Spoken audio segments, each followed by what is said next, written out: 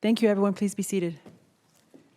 She's not in the room right now, but I want to get a little shout out. Not everybody knows what goes on behind closed doors, but we, of course, have people helping us make sure we're out on time. And today is Julie Cosner's last time with oral argument, helping us come up the hill and get ready to leave. So we just took a quick picture with Julie, and on the record, I just want to say thank you for all the people in the branch who help us do our job. And she's been with our system a long time. So, Julie, when you watch this, thank you. I was just going to say, she precedes every one of us here on this. She's been here longer than maybe perhaps all of our time combined. Might be. So anyway, I just wanted to give her a shout out. We have 3 cases set for today for submission. The case of Mid-American Construction versus Sandlin is hereby submitted without oral argument. We have 2 oral arguments this afternoon, and the first one is Slaughter, State of Iowa versus Slaughter. Looks like the parties are ready. Martha Trout may begin.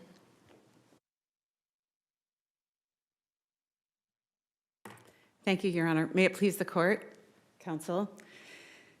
Do not abandon your common sense when considering this case. Anthony McNeese went to a Waterloo casino where he gambled for 2 hours and he won a jackpot, but he didn't claim that jackpot. In fact, he tried to hide the fact that he won the jackpot, and his companion for the evening, Sydney Slaughter, claimed it for him. She claimed a jackpot she did not win. The Court of Appeals found that the state's evidence relative to her conviction for gambling false claim of winning was insufficient based on 2 reasons. The Court of Appeals decision is erroneous and it must be reversed. The first reason the Court of Appeals found that the state failed to show sufficient evidence was that it deemed the state's evidence on Slaughter's intent to defraud as lacking. The court relied on a definition of an intent to defraud from State versus Hoyman, a case involving a theft by, I believe it was a misappropriation, fraudulent practice. Under Hoyman, the intent to defraud means to mislead with further purpose of obtaining some gain from the victim of the deceit. Now, there were 2 alternatives that the state posited before the jury. One was that McNeese had outstanding court debt and obligations, about $1,400 relative to his child support obligation and another $40,000 in court debt to Lynn County. If McNeese did not claim that jackpot, then he would not have to make the decision as to whether to apply the $4,000 jackpot to his outstanding court debt or his obligation. And the Court of Appeals found that our evidence was lacking because there was no direct evidence tying McNeese and Slaughter's knowledge to McNeese's lack or his unwillingness to pay those outstanding court debts. Does the state have to specifically prove exactly who they intended to defraud?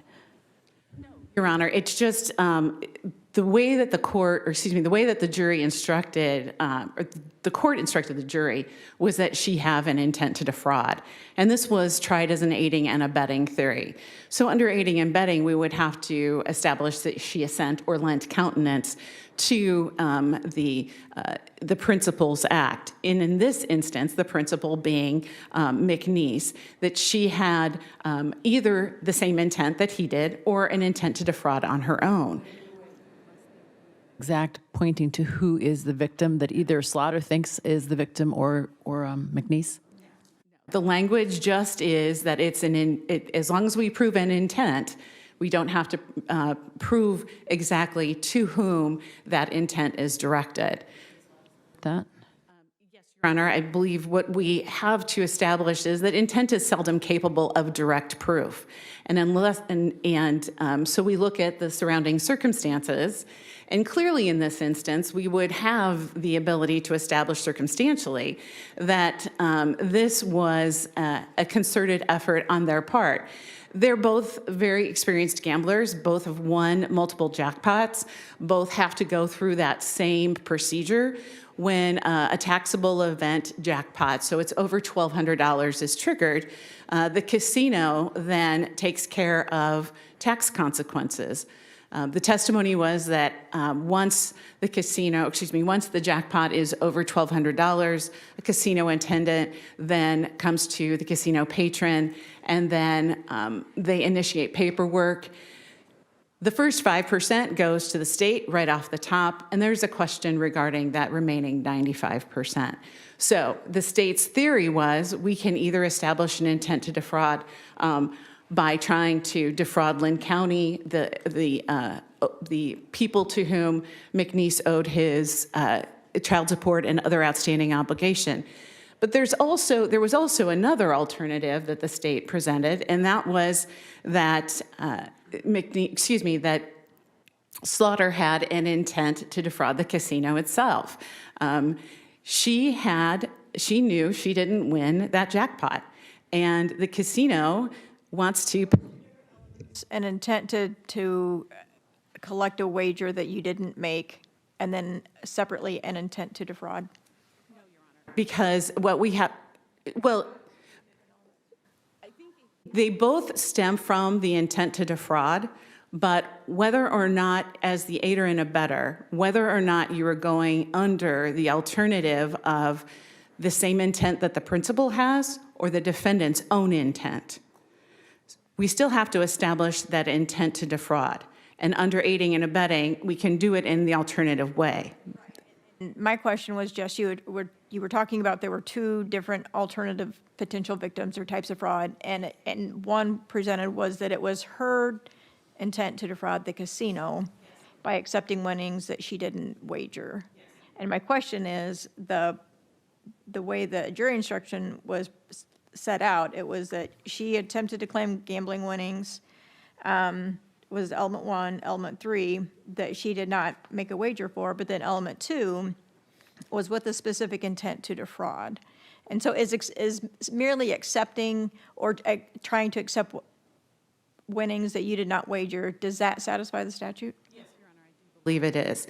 Because in that instance, we would be establishing that she had, if you don't make the wager, and we have that separate intent element, I think that is satisfied by the intent to defraud. That we, as we established at the trial, there are any number of alternatives that were given. I think that when we read the jury instruction together, it would almost be as if under the other alternative that it could be maybe she was acting as the principal, but we don't have to charge principals because they're subject to the same punishment. It's essentially the same.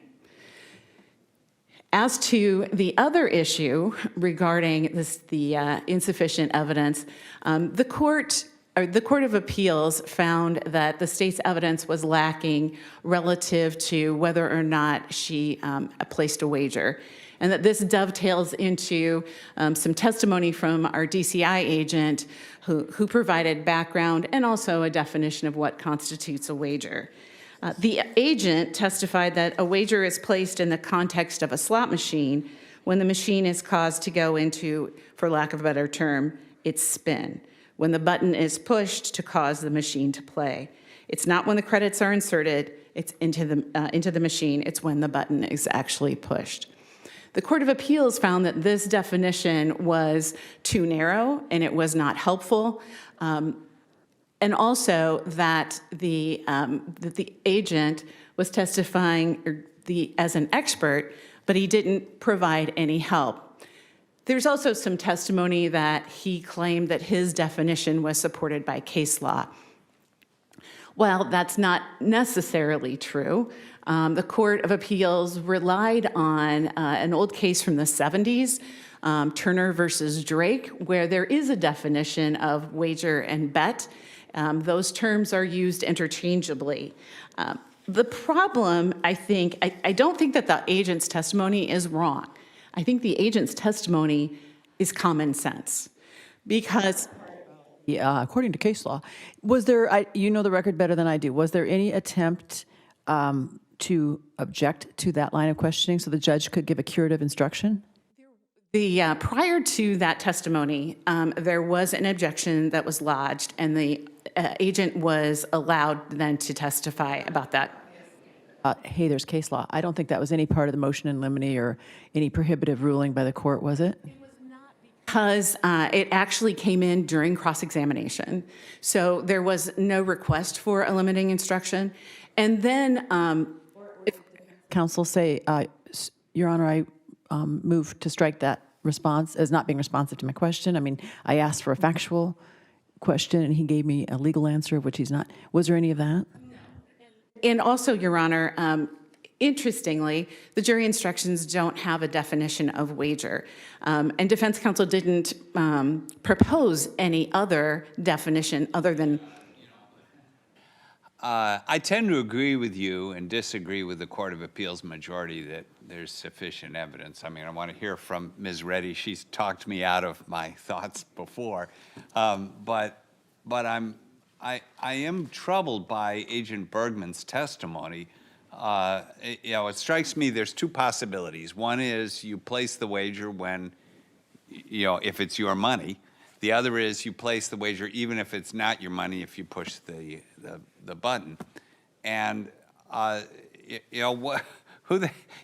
it's a cop going in and testifying as to what the law is, basically. That seems to me inherently objectionable. Well, Your Honor, that is obviously the defense counsel had a problem with the agent's testimony.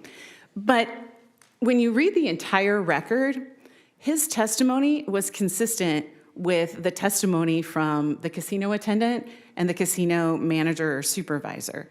When the casino attendant approached Ms. Slaughter and said, "Who's my winner? Who pushed the button?" And then when the casino supervisor said, "Okay, who's the winner? Who pushed the button?" His testimony relative to that definition of wager is not, it's consistent. And so although he came with kind of the expert because he was the DCI agent assigned to that casino, what evidence we had in the record was exactly the same. It was always contingent upon who hit the button. Beyond the harmless error the error that may have been caused by allowing that testimony? Do you believe it does? But when I started, I said, don't abandon common sense. And oftentimes, everyone wants to think, well, it could have been her money. But there was no evidence that that was her money. That was an after the fact, that was an argument. And the casino wanted to know who was the player. The casino had to pay out on that jackpot. They asked, who's the winner? And Slaughter initially said, well, it's me. But then when surveillance tapes are reviewed, and then she's questioned on it, she said, no, it wasn't me, it was Anthony McNeese. So if McNeese and if Slaughter had some type of an agreement, the casino doesn't know that. The casino needs to find out. That was her opportunity to say, oh, it was my wager. But she never did that. And the Court of Appeals then kind of created this argument for her where she said, oh, well, we don't have the definition of the wager. I don't think there is a definition of the wager anywhere, especially. And wouldn't it matter? Horses versus spinning machine, wager would depend on also the type of gambling, wouldn't it? That's exactly right, Your Honor. And that's why I think the agent, when he talked about in the context of a slot machine, he was being specific. There are certain types of gambling that, you can break it down to gambling as there's going to be consideration, so you pay some money, there's going to be risk, and there's going to be a prize. Oftentimes, I think that the problem with the Turner and Drake or Turner decision is that clearly the prize would be the jackpot, the payout, whatever. Sometimes that consideration and the chance or risk are combined.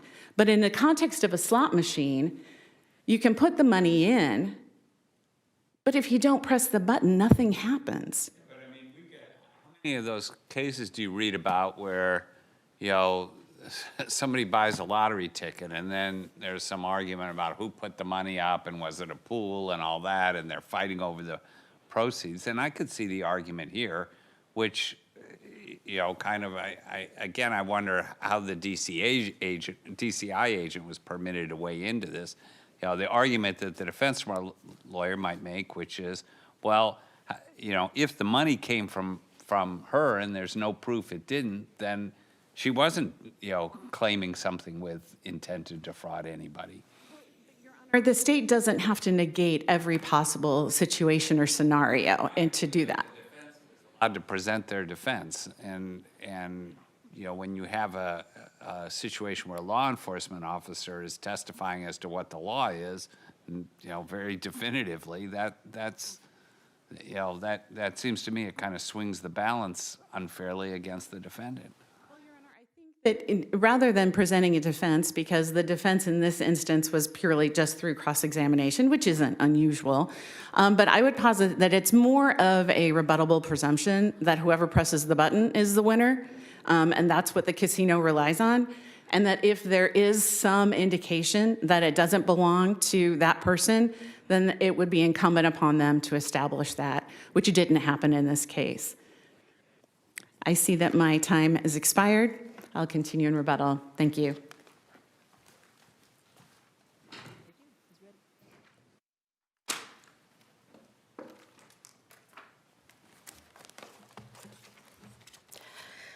May it please the court, counsel. In evaluating sufficiency of the evidence, this court has to look at all the facts and not just those supporting the conviction. So in this case, we have a circumstance where surveillance indicates there are two people jointly gambling throughout the course of the night, where, you know, both are posted up at a machine and one or the other are intermittently taking turns interacting with the machine. And then we also have on that surveillance video shuffling in pockets and purses, indicating that there is a transfer or exchange of funds or tickets or tokens apparently used in the gambling. In this circumstance, there's no indication that a gambling consumer is going to be aware that there cannot, in fact, be more than one winner for a slot machine if both have, for example, contributed funds. And number two, there's no indication that a gambling consumer would be aware that if they both have an interest in, you know, how the slot was played, and that one of those two winners cannot claim the winnings with the permission of the other, that the actual winner cannot transfer their interest to you know, the other individual that's also involved. Was that argument was made to the jury here, and the jury rejected it, and it doesn't strike me as a crazy inference to draw that they could have, you know, the fact that your client was with Mr. McNeese, and they were together, and you know, they were exchanging money, talking. The jury could have sorted through all of that and found against your client. So why should we upset, I guess, their inference here? So first, there's no indication in the record. The state hasn't put on any information or evidence to the jury of where the funds for playing this machine came from. And so that's the first. Box, if we have to try and figure out, I mean, does it really matter whose funds? That's their own dog to fight, maybe in small claims court or something. It does when the language of the statute says that the state has to prove the person making the claim slaughter did not make a wager contingent on winning. Her admission when the surveillance tape showed, you know, and caused them to go back and ask and say, "Are you sure it was yours?" And then she said, "No, it was actually Andy's or Anthony's." So there's really two things. Number one, that change in her answer comes after she is told by the supervisor, the slot supervisor, "You can't claim this. What you're doing is illegal," right? So she's told that, and then she says, "Okay, I guess he won." Can't claim this. Did he say that? Wasn't it prefaced with something like, unless you're the one that placed it, or something of that nature, that if you're not the one who did it, what's the exact language? So here, at page 114, he says, so here's the other problem. There's also a compound question. Both times the witnesses, the slot attendant and the slot supervisor talk about her admissions. They talk about it in terms of her affirmative answer to their compound questions, which is phrased as both, were you the one that hit this jackpot? Like, were you the one that had hit the button? And the slot attendant says, if there's more than one person in the area, I'll say, so who's my lucky winner? Who hit the button to initiate the spins on the jackpot? So the casino employees are coming at it from the perspective that those are both the same thing, that the winner is who hit the button, right?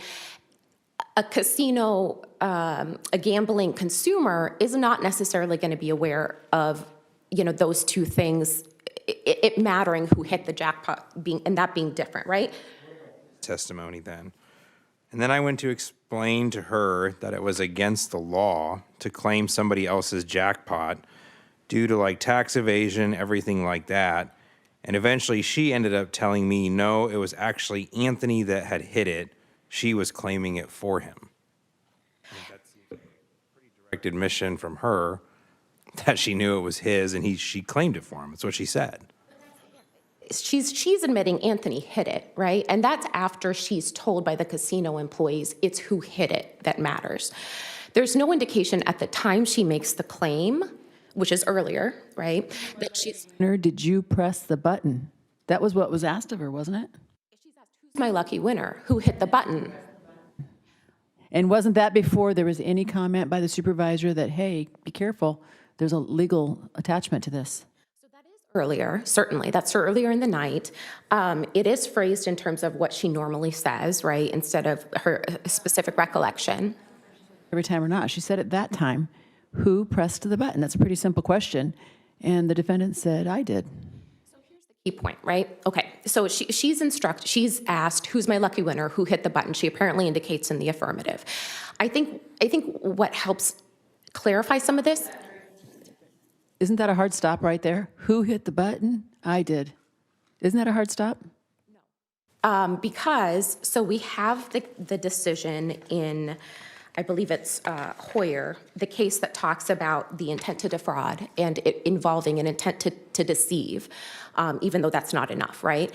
And so in that case, it's clear that merely making even a knowing misstatement is not enough to get to the necessary intent to deceive. Rather, there has to be some kind of the individual making the statement has to be aware that it's going to matter to the other party, right? So if someone is if someone's asked, hey, who's my winner, who hit the button, and she answers me because I'm the winner, even though she didn't hit the button, how is she to know that that matters to the casino when there's no signage or anything that says, hey, only the person who hits the button is the winner?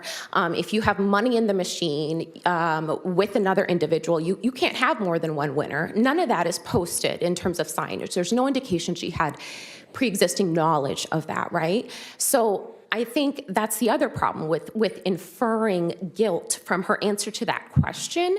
It assumes she has full knowledge of this whole scheme, what a wager means, assuming it is limited to who hit the button, and so her answer has to be viewed in context of that. So I think, in particular, that limits the import or significance of that particular purported admission. So on instruction 16, wager is an element that the state has to prove. Is that right? That she had not made a wager. And there's no definition in the instructions of wager, correct? So how would the jury determine the issue if somebody didn't testify what a wager was?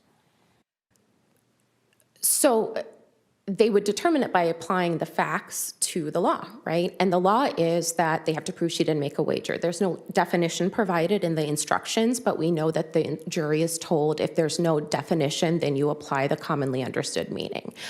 The Drake decision, which is cited, as well as common sense, indicates that that a gambling consumer is going to is going to think that if they have money in the machine, even if they're not the one that hit the button, or if they have an agreement with the person who hits the button, right? For luck, you hit the button for this, and hey, if I win, I'm going to share it with you or something, right? So all of those are circumstances that can satisfy a wager under its plain and ordinary meaning, which is what the jury had. The problem is, and I would point the court specifically to Palmer, which is cited by the Court of Appeals. There's a discussion there about how it's problematic to have a witness testify in the legal terms if there is maybe a mismatch between what the witness is understanding the legal term to be and what the law provided to the fact finder is on that matter. And that's exactly what we have here. The law provided to the fact finder is just wager under its common and ordinary meaning, and that is broader than the narrower meaning that the DCI agent testifies to. And so that's why that testimony is problematic. But also, if the state and the district court are correct that doesn't impact the legal framework, that we're still left with just the jury instructions. Under that is specifically where we have the sufficiency of the evidence problem on the wager element, because the facts here give rise to the reality that these individuals are gambling together, right? Given the nature of the surveillance testimony, the shuffling in pockets and purses, standing by things together. And the state doesn't provide any information or evidence of, to indicate that to disprove that, right? To indicate where the money in the machine came from. And there's a case from the 11th Circuit called United States versus Klopf. And there's a lot of discussion in the briefs about whether or not your client knew about the offsets or if that was her intent or what it was. But according to this case, intent to defraud has often been defined as the specific intent to deceive or cheat for the purpose of either causing some financial loss to another, here's my key point, or bringing about some financial gain to oneself. Her saying, I hit it, it's mine. Isn't that an easy way to prove that intent? Again, I don't think in a circumstance where it's not made apparent to her that that is material, right? Number one. And number two, I think it's problematic because it also overlooks, if that's the case and you don't have the actual winner granting agency to that other individual to claim, then maybe so, right? But in that circumstance where you either have multiple winners or one of two individuals is the winner, and they both agree that she can claim it, in that circumstance, I think it's difficult to understand how there is a fraud on the casino's either going to pay it out to him to winner one or winner two. Mention you're defrauding whoever was entitled to the child support or the Lynn County Clerk of Court or whatever. And there's no proof that she's aware of those offset obligations. The other thing is, I think it's important to note that even McNeese, the state says that if there's an intent to avoid your offset obligation, that is an intent to defraud. They equate those things and then they carry that over to slaughter, right? But that overlooks the reality that the record shows us that there is a legal means for McNeese to avoid his offsets, and he uses that, which is attributing it all to taxes. So if there's a legal mechanism by attributing it all to taxes, designating it all to go to taxes, that you avoid that offset obligation, then that definitely undermines the idea that merely trying to avoid an offset or a downstream creditor is a meaningful intent to defraud for purposes of this. Going to be subject to some of those same kind of offsets down the line. I mean, it's more attenuated, I get, but it's certainly better for him if she claims the money because she doesn't have an offset, than for him to claim it. And true if he's getting some sort of kickback or something from her. There's no indication of that, right? There's no testimony. There's no indication they've had an agreement or anything like that. Jury, though, don't you think the things that we've talked about as far as that these are legitimate inferences, that as Justice McDermott was talking about, isn't that reasonable for a jury to have said, connect all the dots, follow the breadcrumbs? Isn't that enough? I mean, to bump a jury verdict it takes more than just plain you have another alternative theory. This seems reasonable too. Understand, but certainly it's different when the state has the obligation to disprove that she has, a stake in it, number one.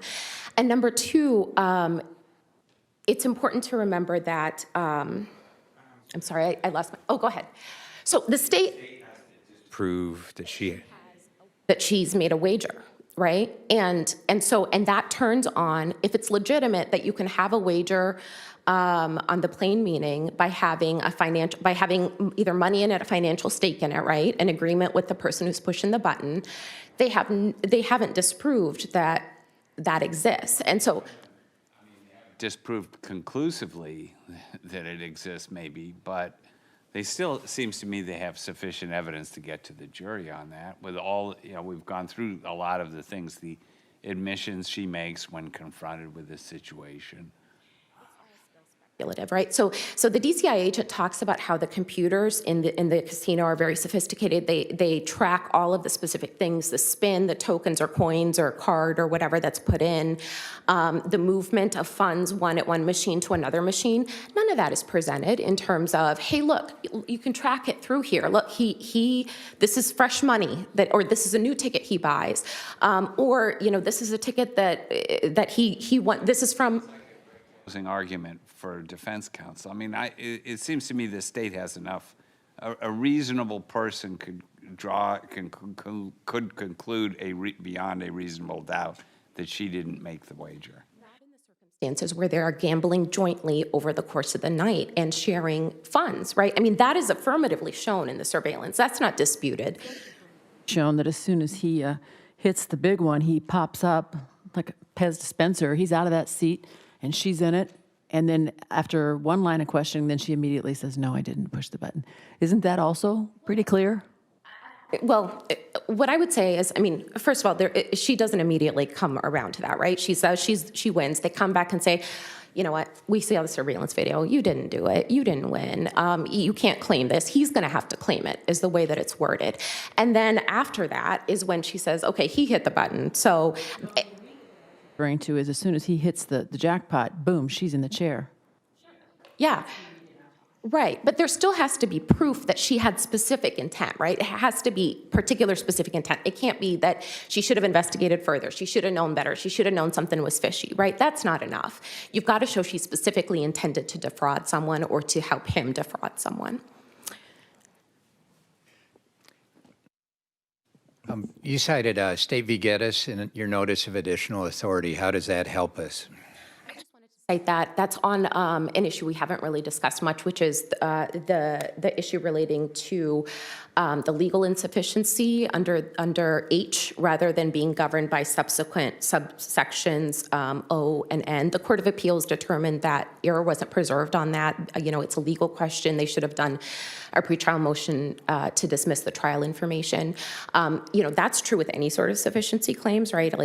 And both Crawford and Geddes more recently has recognized that even if there's some kind of legal question, that's still a sufficiency question that you don't have to preserve.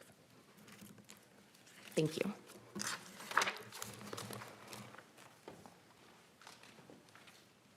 I'd like you to start off with that, any comments you have, or does it help you or not, that 11th Circuit case, Klopp, intent to defraud could be bringing about some financial gain to oneself. Do you think that's anything as far as the evidence in this case that supports for the intent aspect? Yes, Your Honor, I think that is one of the alternatives was that she claimed the wager that she didn't win. And clearly, I think that falls quite nicely within that definition. Honestly, I don't think it's too far off of what Hoyman says, because the financial gain or the gain for her is that windfall of $4,000 jackpot that she didn't win. And related to that, there was a lot of testimony that, there was a lot of argument today about what the gambling consumer does or does not know. I would remind the court that she was a very experienced gambler, having won a jackpot the day before, and she'd paid off of her set-offs, or the existing obligations she had. Now, she would have had to, because she directed that 95% of this winning go to pay federal taxes, she would have had to have waited for the money, but it was coming to her. And the other option, or the other, So what does it matter that there isn't evidence in this record that she knew of an offset, or do you dispute that? I don't think that there's direct evidence, but I certainly think that based upon the circumstantial evidence, which is equally probative, that the court can reach that just as the jury did. We have two people that are, they come together at the casino.